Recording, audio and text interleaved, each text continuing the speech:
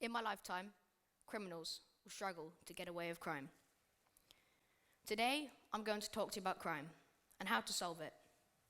We need to remember that crime is at all sorts of different levels, from something like stealing a piece of bread to murdering someone, or more horribly, a large group of people. We have old methods of dealing with crime that need reworking so they are more efficient and fairer. But we also have new and developing methods that will work towards making the job of any criminal an incredibly difficult one. Let us start with the old and less effective method, stop and search. Now this sadly is a very topical crime at the moment, knife crime. To stop this ever-growing crime, police are using a method called stop and search. It is when police will stop someone randomly and search them in case they may be carrying a knife. Take a moment to think about this. Do you think a method like this is going to work? It's quite an archaic method of dealing with crime. Not only is it working at a basic level, it is also detrimental to the person being searched if they are not carrying a knife. Also, there is no research that can illustrate that this method is actually working, and our government is clearly struggling with how to deal with it. Now to newer and more innovative ways of catching criminals. Note this photo here.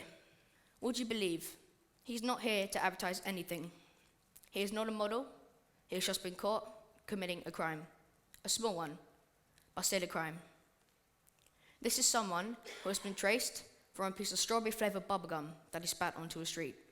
They've used his DNA from his saliva to track his facial details.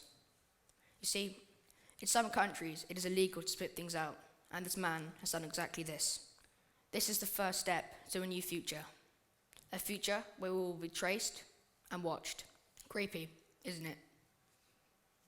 This is a great way of dealing with crime, but only in certain countries. Also, we need to remember that this isn't the most serious crime. It doesn't affect anyone's life by spitting a piece of strawberry-flavored bubblegum onto the street. One extremely clever thing we're starting to use more frequently is drone surveillance. It is simply when drones can capture a certain area and scout for any criminal acts, or it can be used to chase after criminals on the run. It might sound very unrealistic, but actually, it's just getting started.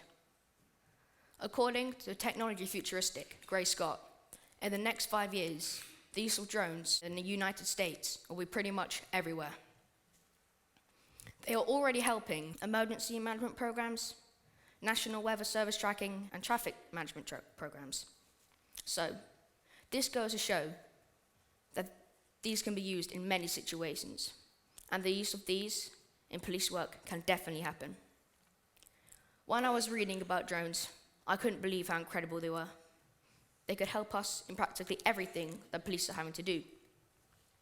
Here are some examples: bomb investigation, missing people, drug investigations, detective work, etc. It's not even a police officer's dream.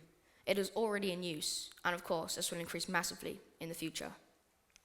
One further method we are starting to use is city surveillance, which surprisingly isn't recent at all. It is when people will sit behind loads of screens watching CCTV camera live footage. They can use this footage to trace criminals, and eventually they will have identified gangs and certain people who've been committing crimes. They are always watching and are ready to capture anyone who commits any sort of crime and will send someone to stop it. One further thing these people can do is they can survey clubs, and if anyone starts to take any illegal drugs, they can notify one of the staff as soon as possible. It's creepy, really. It's estimated that there is around 500,000 CCTV cameras dotted around London. When you walk around, think to yourself, you are likely to be being watched by Big Brother.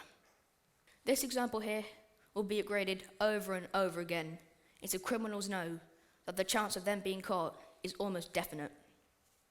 Of course, this will take a long time, but it is happening.